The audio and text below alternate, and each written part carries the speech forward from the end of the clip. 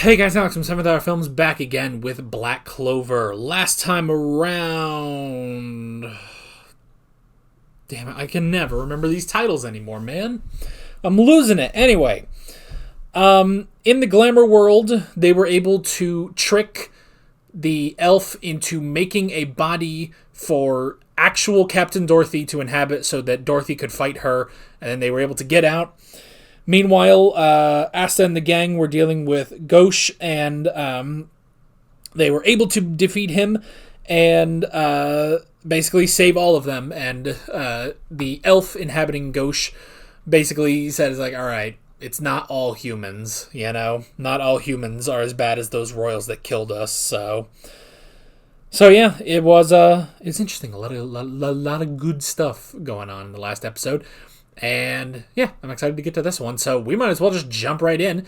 Like always, the reaction is down in the description and the pinned comment for your viewing pleasure. So let's go ahead and jump right into this episode of Black Clover. Here we go.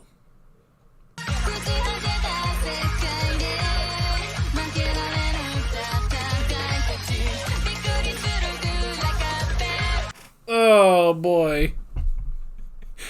The Tuesday of Blood and Flames. That's just a sparring match. Like, it wasn't even, like, defeating a villain. They just fought each other. Good grief. Okay. I don't know if this will be the case. I do kind of hope that is the end of those two.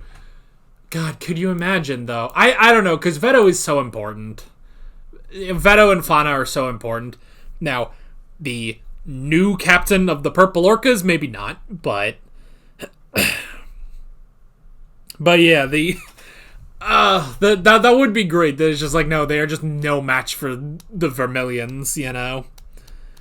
I mean, to be fair, I guess we don't know, like, if... Well, we can kind of infer, like, if the old Veto could have beaten Yami, you know?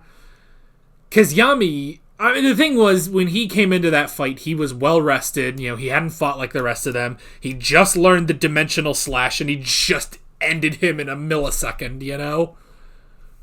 But I don't know. I don't know, man. So maybe that could be it. It's like, well, Veto was such a huge problem, you know, against all of the Black Bulls. That is still something. But is all of them versus a Magic Knight captain, you know? Against a Magic Knight captain, he can't beat them, you know? There's a reason why they are captains.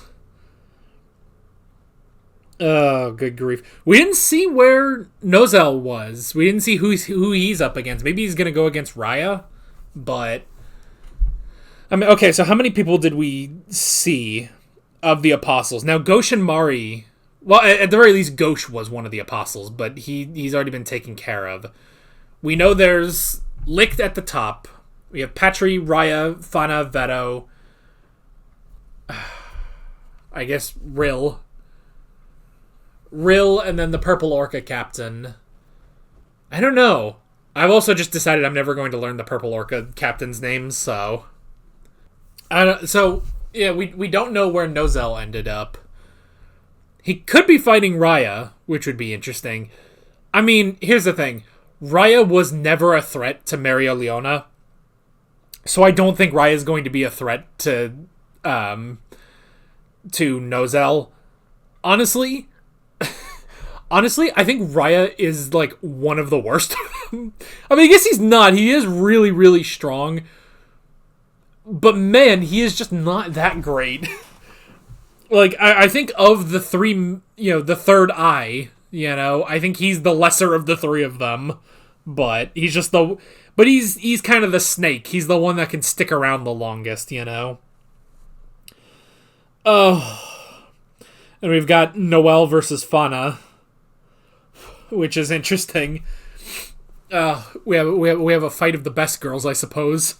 All we need is Mimosa there, too, and it can be a freaking best girl trinity fight, you know? Granted, this Fauna is not best girl. Regular Fauna, Diamond Kingdom Fauna is best girl, so... And Diamond Kingdom Fauna is not best girl, Mimosa's best girl, but Mimosa is not best girl, Noelle is best girl. So it's a whole thing. There's like a ranking. There's a ranking of best girls. So, oh boy.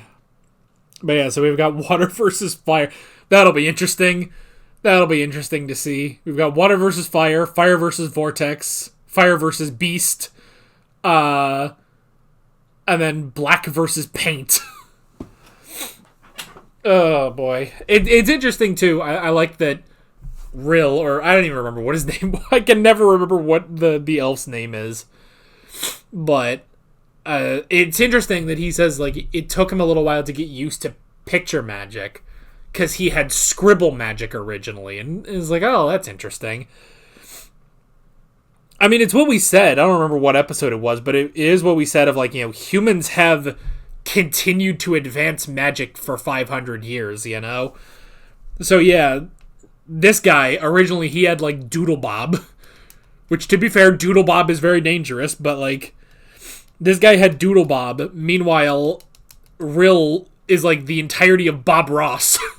So, it's evil Bob Ross. He's even kind of got he's kind of got an afro, actually, now that I think about it.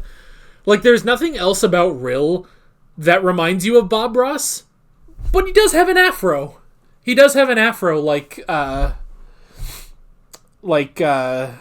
Bob Ross, so, yeah. I have to sneeze. Now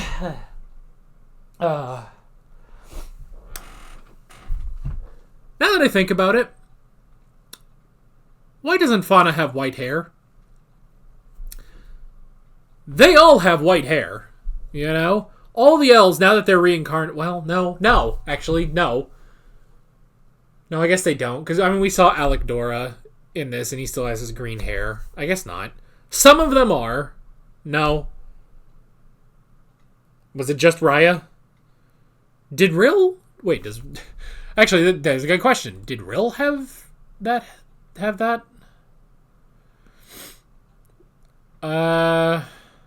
No, it's still his light blue hair. Okay.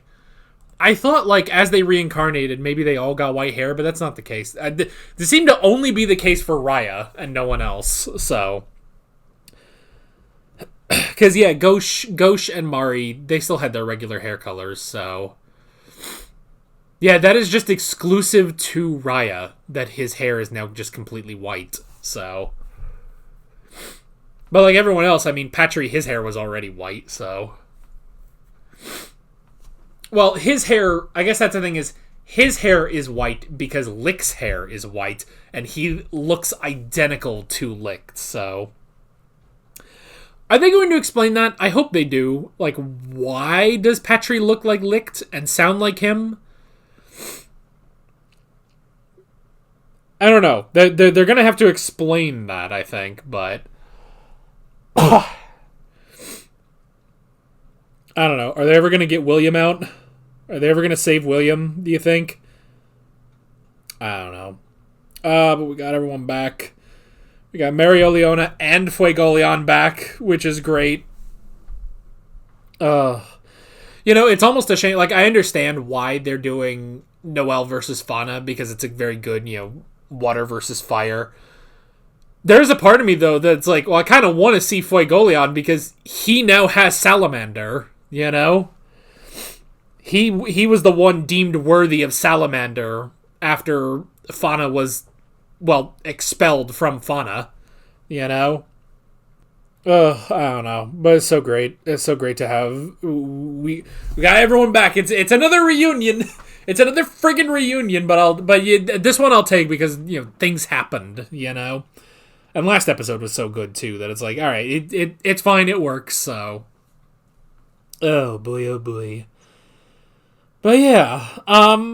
Okay, so it's also interesting too. That everyone else in this group, so 6 people went into the Shadow Palace. Technically 8 because, the other Purple Orca Captain and Episode 1 Jobberman went in too. What if Asta and the Chain Jobber from Episode 1 team up? Oh, that sounds awesome. That sounds so cool, actually. If they actually team up and fight together, oh, that would be amazing. I would love to see that. 'Cause, I mean, it's just fun that the Jobber from episode 1 is back, but, oh, that would be really cool. I hope they do that.